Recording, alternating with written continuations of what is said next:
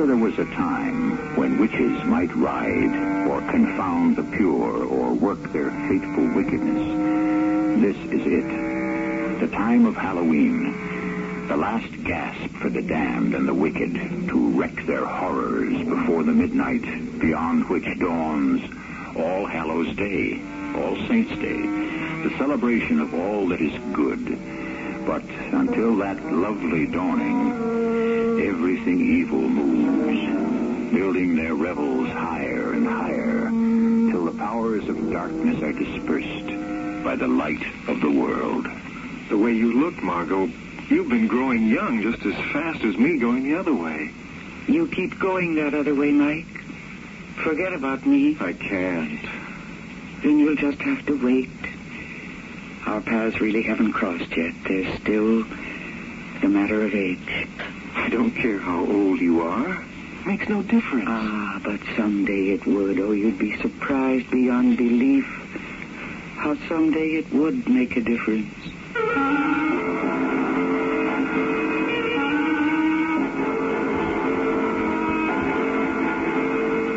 Our mystery drama, The Unborn, was written especially for the Mystery Theater by Ian Martin and stars Mercedes McCambridge.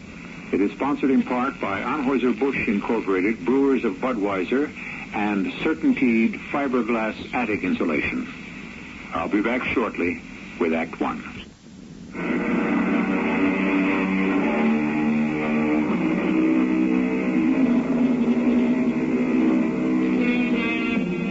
There are cities in the world, for all their good points, where the boiling pot of evil is the most libertine and unprincipled in the world. Many of those who vie for the title might be Macau, Casablanca, Sodom, and Gomorrah in ancient times, and in this century, Hamburg, Germany. In the early 30s, before Hitler's rise to power, it could well lay claim to being the most licentious city in Europe. It is there that our story begins. You are sad tonight, Duchess. Do you miss the Duke so much? I miss the Duke not at all. The man was an unprincipled cad. Tell me what makes you unhappy. I live only to light a smile on your lips. You live only to possess me. But you've not yet calculated the price. And now that you find me at liberty, you are busy calculating just what I might cost you. I would not haggle. I'm rich enough to give you the world. Too late, I've had the world. At least all of the civilized world. It is still yours to have again. You are a woman of incredible beauty, Margot. But beauty is finite and eventually fades. You see me by moonlight, Consuari. You couldn't possibly. Oh, no, not yet. Time is inexorable, Madame la Duchessa. No human agency can arrest it, except briefly. Oh, you are a devil. Why generalize it? I don't want to listen to you. You're beastly and you're cynical. And I don't need your criticism. I need help. Perhaps I can bring it to you. You? How can you? No one but God, or the devil you say you are, could bring me what I want. Eternal youth? I'm not that greedy. Only not to grow old until I die. Which are you the most afraid of? Death or growing old? Well, that's easy. Death is nothing. I'm afraid to grow old, as I am at last beginning to do. Suppose I could offer you a way to avoid both. What would you offer me in return? What else can I offer you? But my immortal soul. Isn't that the classic bargain? Let me assure you that I really am the devil. And you are on the brink of sealing a bargain you cannot break. Everything you ask for. Never to grow old. Never. You accept? Oh, yes. If what you promise is true. Then the deed is done. So simply? I mean, don't we cut our veins or sign in blood? That won't be necessary. There are other ways we can seal our bargain more intimately. Of course. But you had better deliver. Oh, my dear Margot, you can trust me absolutely. Never to grow old, never to die. That I promise you. The first time I ran across Margot was at Mahaka. It was just before the big run for the championships at Mahaliwa.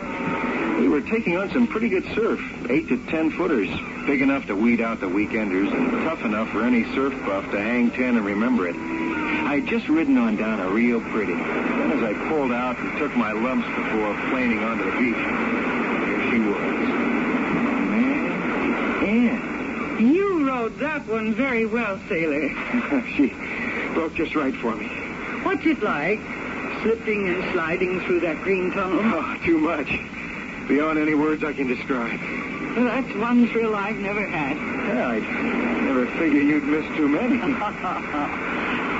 Could you take me with you on a joyride like that? No way. It's strictly one-on-one. I mean, could you teach me to do it for myself?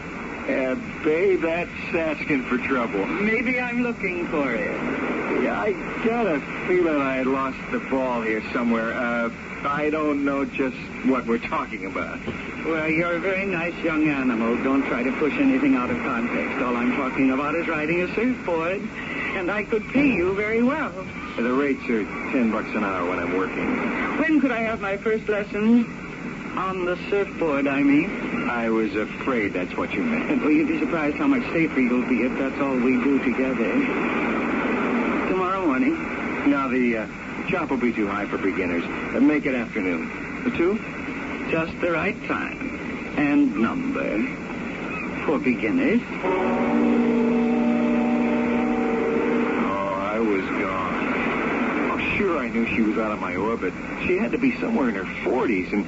well, I was just out of high school. Well, give or take a couple of years. I blew the college route. Like, who needs it? Go where you want, how you want, who calls the turns. So, that was one great trip. For the couple of months it lasted. Hey! Okay? Oh, my feet gone. You didn't fake out. You popped. Oh, what's the difference? Yeah, you didn't duck it. You tried to hang in. Like you always do. Yeah, you just couldn't cut it. That's all. Oh, you translate that. Margot, it's all instant reflex, And you mean that I'm too old? I didn't say that. No, that's what you meant. What you don't know is that I'll grow into it. I still want to learn to surfboard. What's the big hang-up? There are other things in this world. Well, let's make it that this is the main thing I have right now. So I'll try. Well, let's face it. I got a two-way interest. Me? Like, for instance? You. Like, for I'm right up the wall. Well, that's too bad. I'm a little too old for you. Didn't you say, Mike? Now, that was for surfing. But that's all there is with us. You sure? No. But we're not going to do anything about it. Why not? If I tried to answer that, heaven knows what trouble we'd be in. Let's just say it all could have gone our way in another world in another time. But this way, the pieces of the jigsaw puzzle just don't lock. They're out of sync. So, quits. Better. Hey, well, wait a minute. You can't just walk out of my life like that. There's no way to stop me. But only because it isn't quite the time for us yet. We need a chance to grow into each other. And maybe I'll see you then. Crazy. 2 long months, and all at ours was Mike and Margot. I didn't even know her square name, or if she was hanging as loose as she seemed. There could have been a husband around, but who wanted to dig too deep? So I'd never level on this around the beach.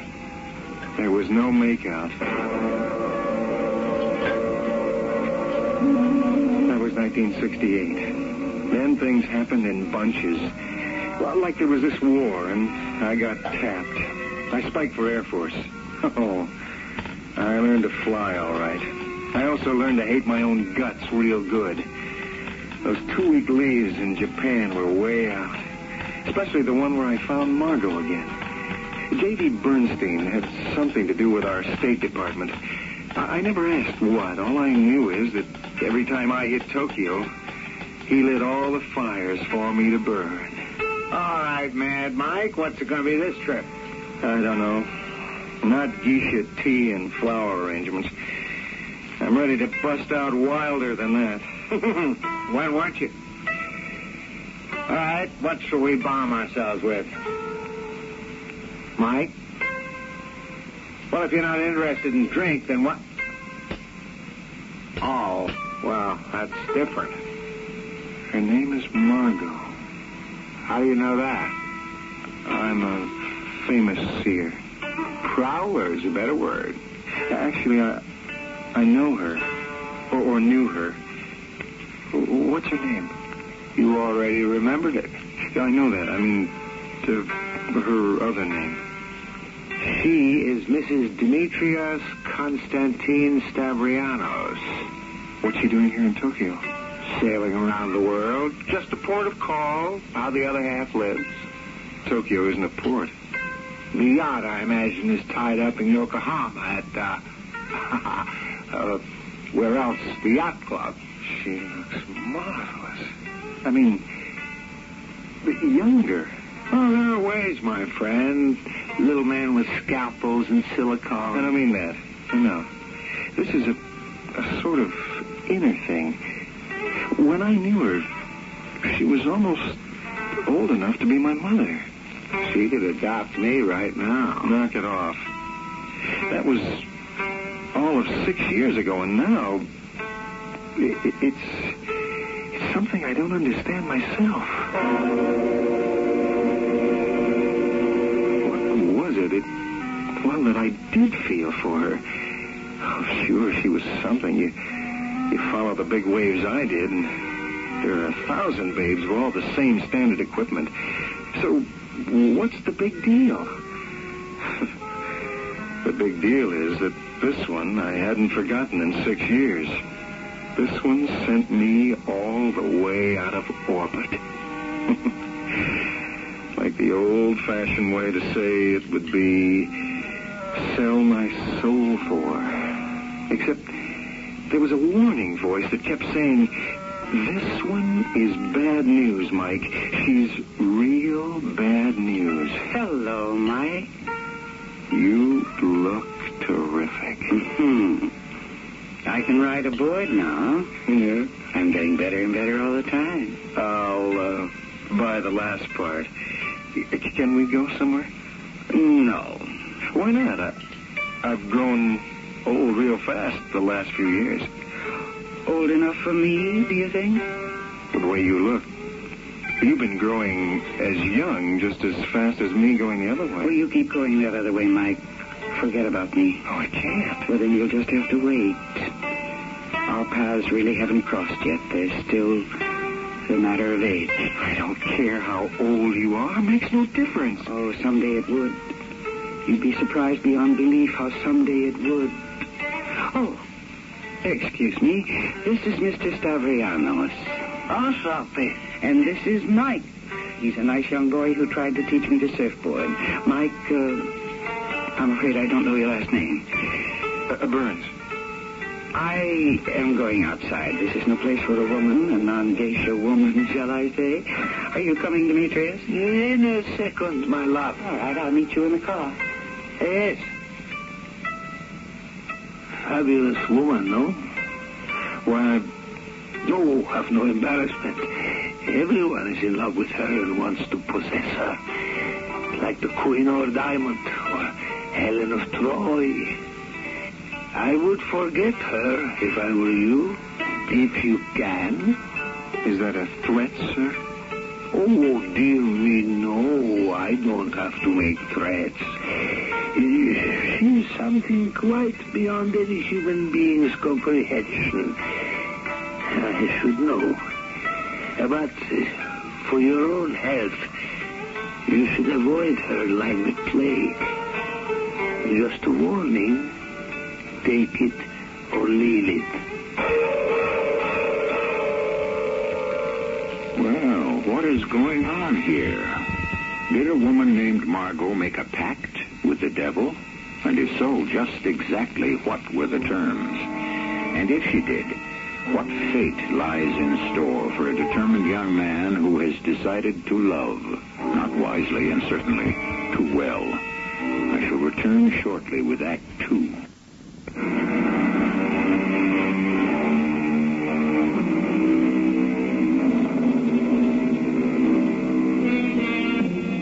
Let's see now. This is a story preoccupied with time, or in which time will have an important bearing on the outcome. So we left Mike and the mysterious Margot in, what year? Oh, yes, 1972. Still the past. Although the present and most of all the future may have a far more important bearing. But slowly, we have yet to leave Japan and the 72nd year of this 20th century.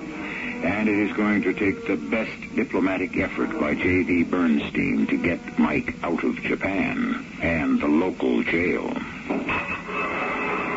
I think I know. I'll have him out of here as soon as I can. Oh, hi, J.B. Am I sprung? You are sprung. But it took some plain and fancy oiling. Yeah, can you stand up? If my head doesn't fall off. You're lucky you didn't get it handed to you in a basket, nearly severed by a samurai sword. What did I do? Don't just try to take Tokyo apart single-handed. What made you flip your lid? I couldn't get to see Margot. Margot? Mrs. Stavrianos, or whatever her name is. Oh, that one. Well, naturally. What do you mean, naturally? Because she sailed that same night we saw her together in the geisha house. Huh? How do you know? Look, this is no place to talk. Come on, let's get back to the embassy. You mean I'm free to go?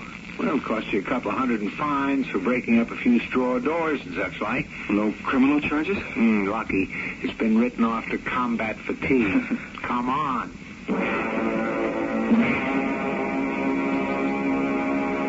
This is the embassy?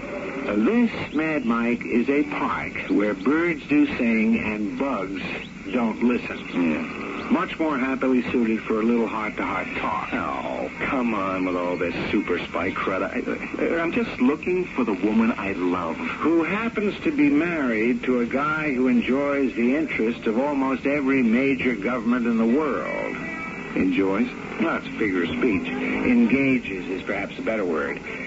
Although I must say he seems to get a bang out of his notoriety.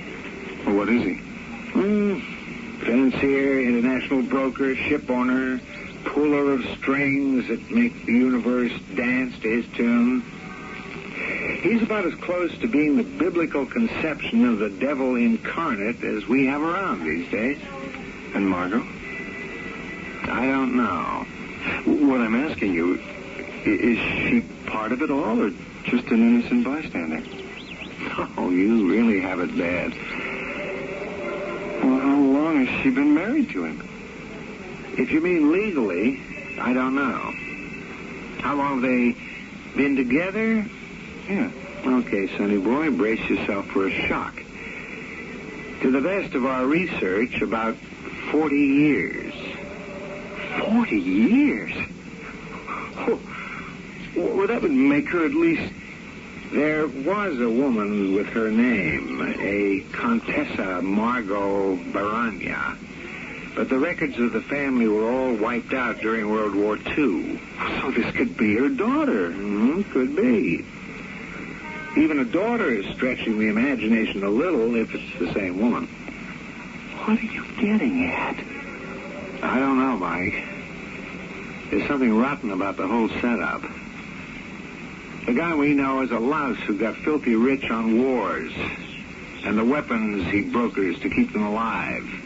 The woman, the girl... You don't know anything about her. No, we don't. Well, where are they now? Rome, I think. I could check it out, but what are you planning to do? Fly there from Vietnam in a combat plane? My tour of duty's up. I'm getting out of this war. Keep track of Margot for me.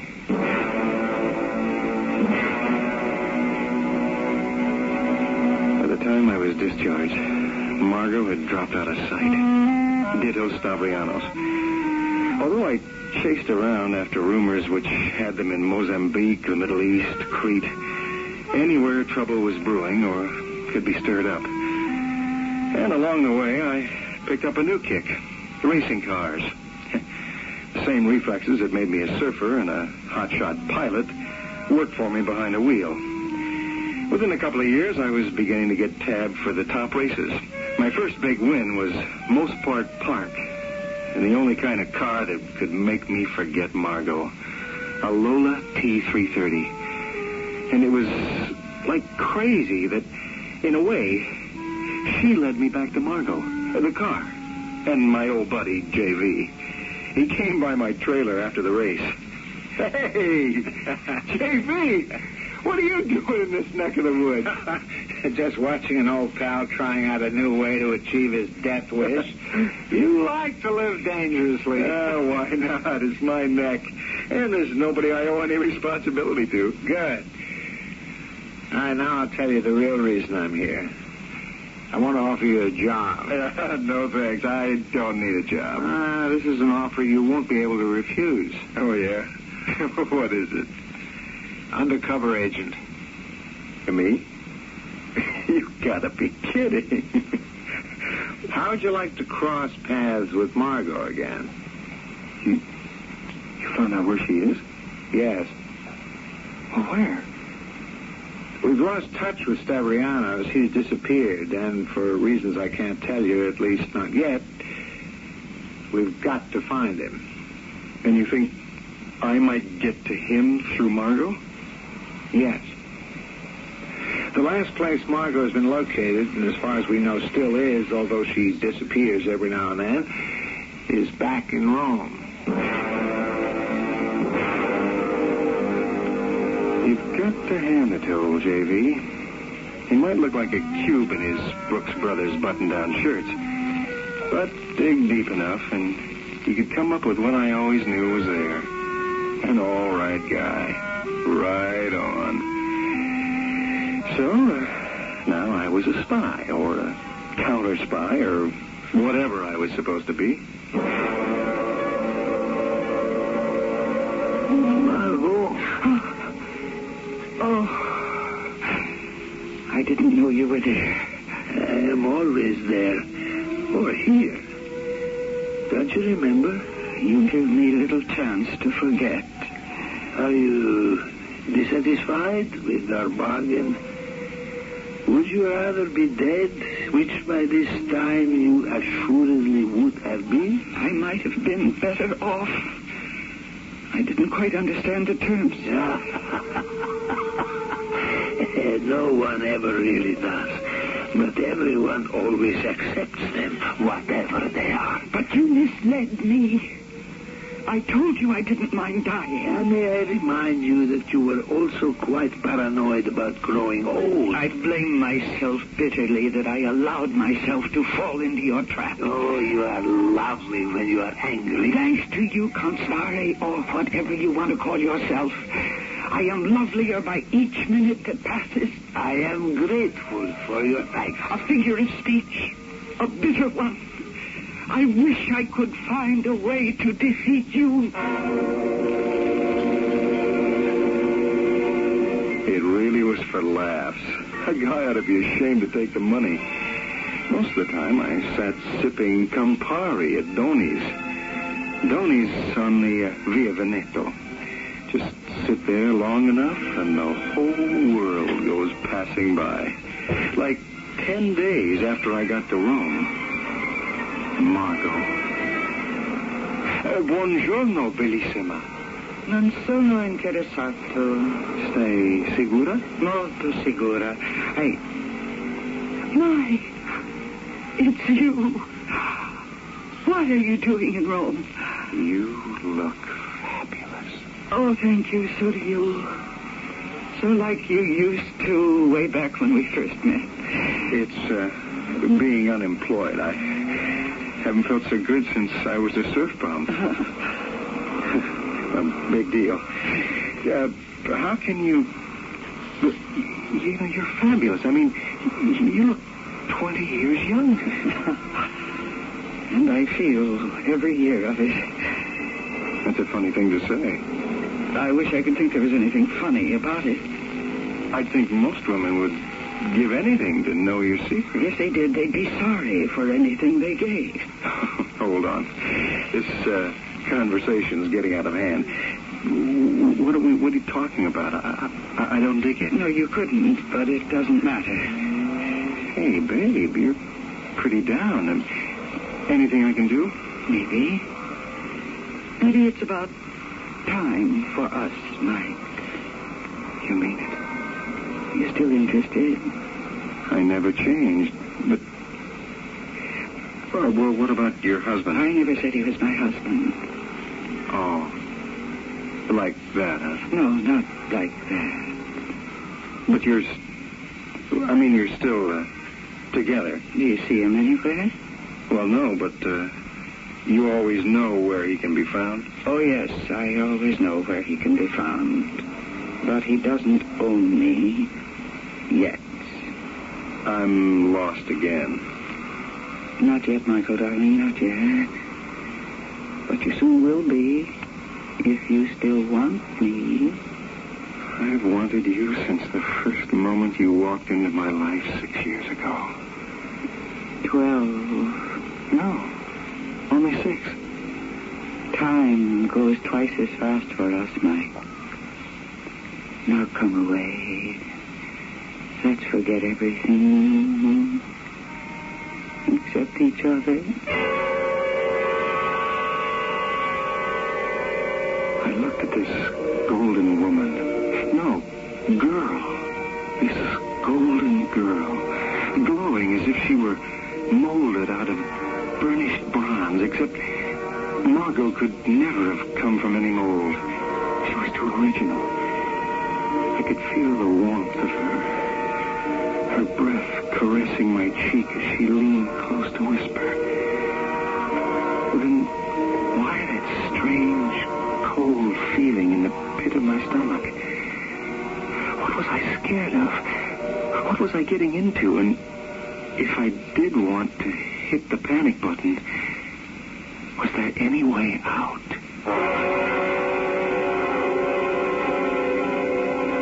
You should have looked more carefully, Mike. What happened to the few wrinkles by the eyes that used to mar her beauty ever so slightly? The slight sag of flesh beneath the chin and along the jawline. And how could this mysterious woman, once old enough to be your mother, now growing older, have the skin and muscle tone of a woman your own age and younger? I shall return shortly with Act 3.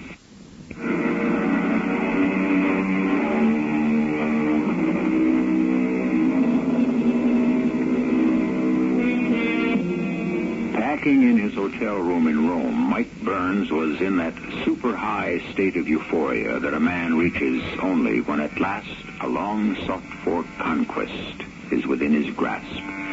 Well, let's be fair to Mike. He was a man in love, and young enough to be in love with love. Young enough to forget everything else in life, till a phone call brought him out of the rose-colored clouds and back to reality.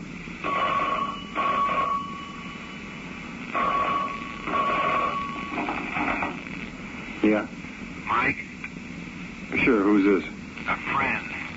Long time no hear. Now look, just listen and answer short and sweet. you're hooked up with M again. You asking or telling? We know you have been and that you're going away. What business is that of yours? It's a silly question. It's your business, too, if a third party turns up.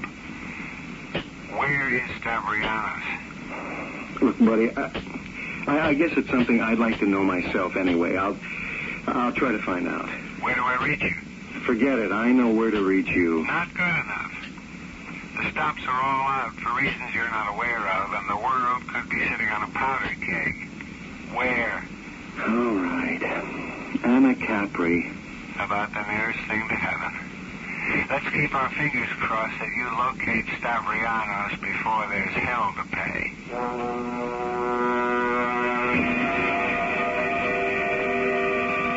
I picked up Margot at the Spanish Steps, and together we drove south to Naples.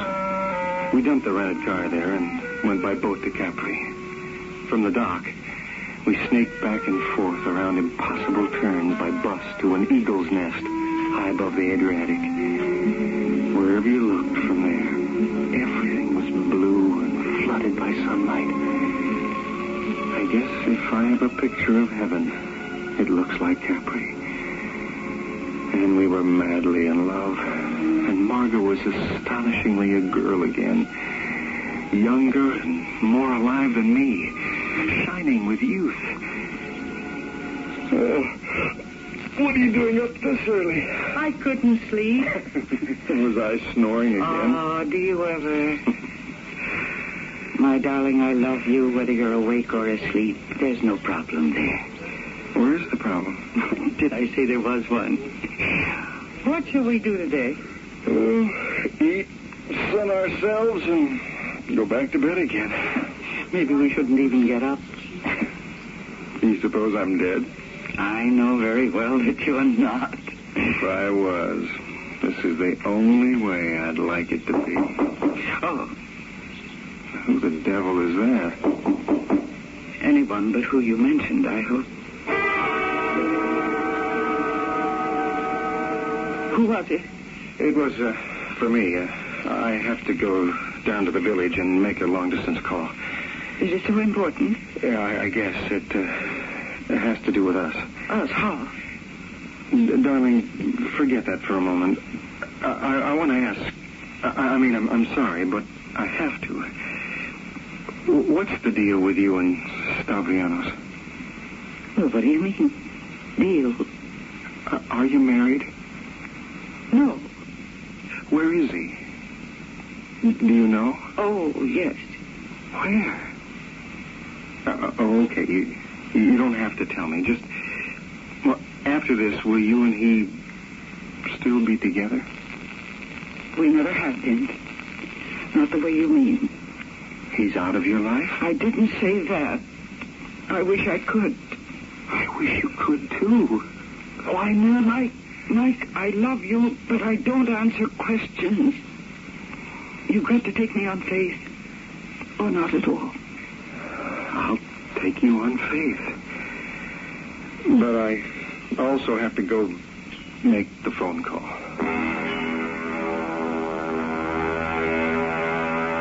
All the way down the hill, I was busy making my decision. If it was JV on the phone, he could go climb a tree. Right at this moment, I couldn't care about international spy games. I was with the woman I loved, and nothing was going to interfere with that. I thought. I quit. You can't. Now, Mike, listen to me. All our information tells us that Stavrianos already has in his possession a small nuclear device. Well, how do you know he has it? Well, let's define terms. We don't know that he actually has it. He is, one might say, the broker between the country that developed it and the potential buyer. Well, who's the buyer? We don't even know that much. Just think of it this way. Can you imagine such a weapon in the hands of any terrorist organization? The threat they could pose if their demands are not satisfied? The Holocaust they could bring down on the whole world? Okay. But what can I do about it? Find Stavrianos. We can't. I don't know if Margot will tell me where he is. Well, if she doesn't, heaven help us all. And if she does, heaven help me.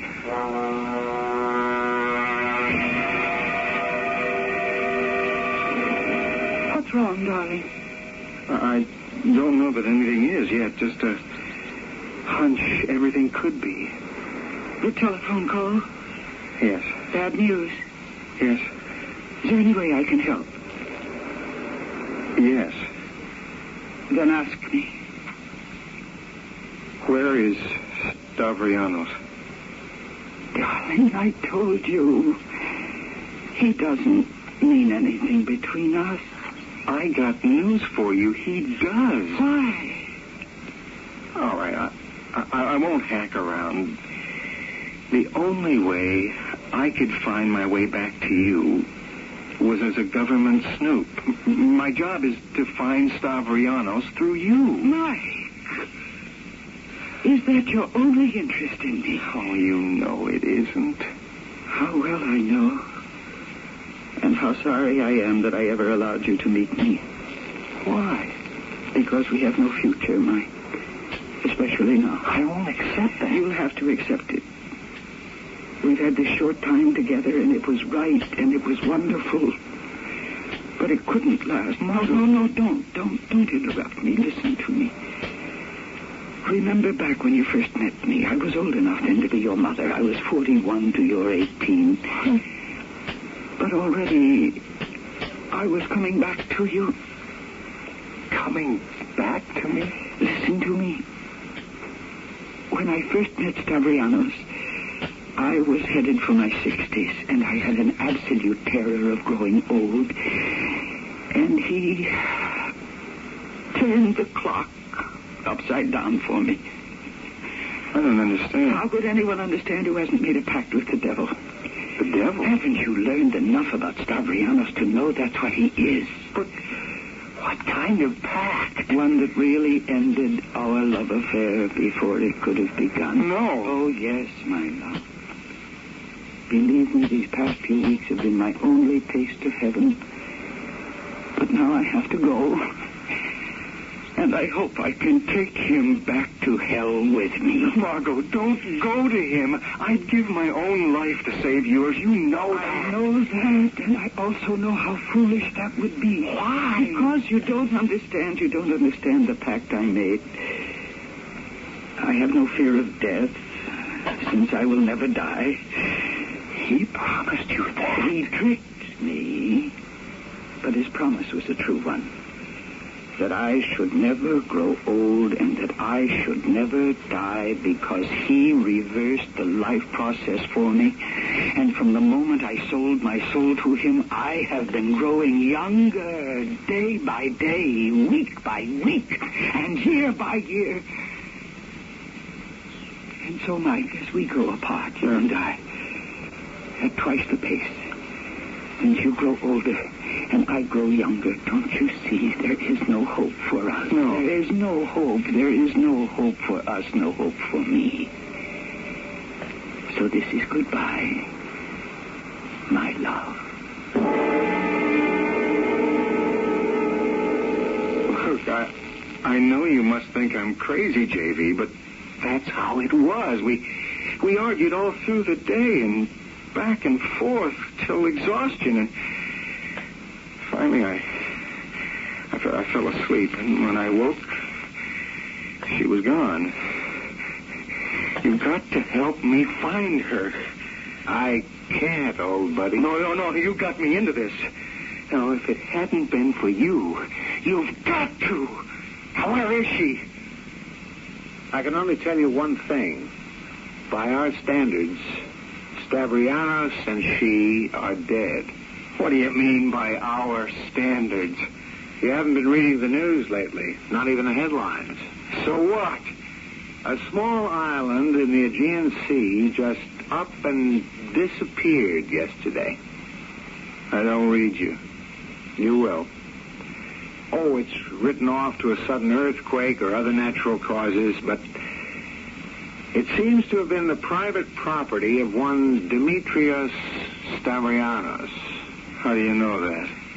Because a woman named Margot left Capri suddenly and flew directly there. You mean Margot is dead? I'll tell you something, buddy boy, from my heart.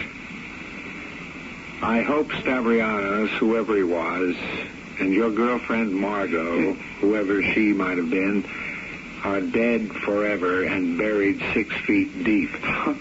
The rest of the world is better off if they are, as even you, old buddy, will find out in time.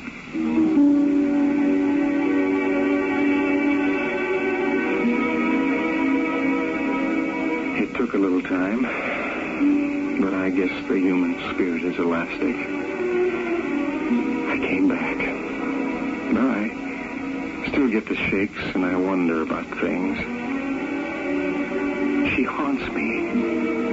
Margot and her husband, or whatever he was, Stavrianos, were burned to a crisp in a terrible explosion that wiped out a whole island as well. And yet, more and more as I grow older, I'm afraid to look at children.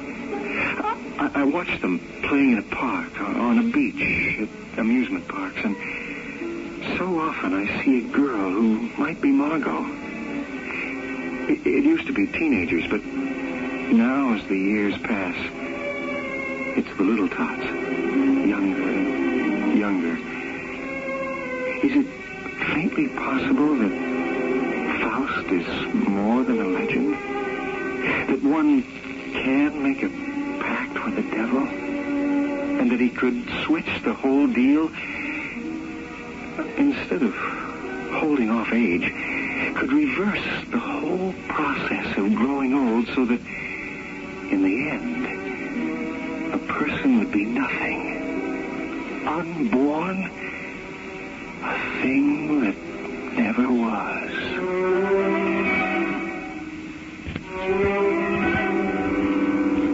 Interesting question. What do you think? And whether you agree with it as a possibility or not, aren't you terrorized by the very concept? To live life in reverse, to travel backwards to an innocent infant, even to the conception itself. Certainly if the devil wanted to steal the purest soul, where else could he find one more pure? I shall return shortly.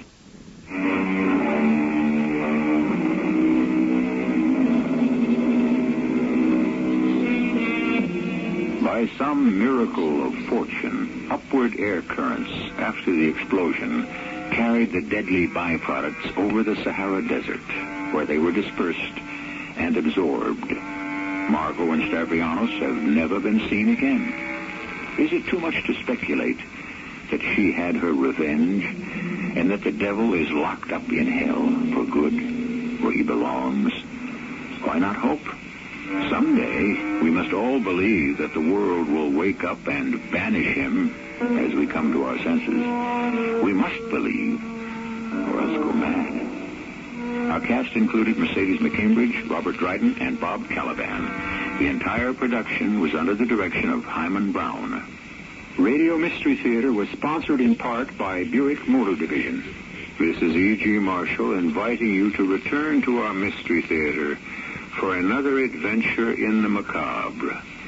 Until next time, pleasant dreams.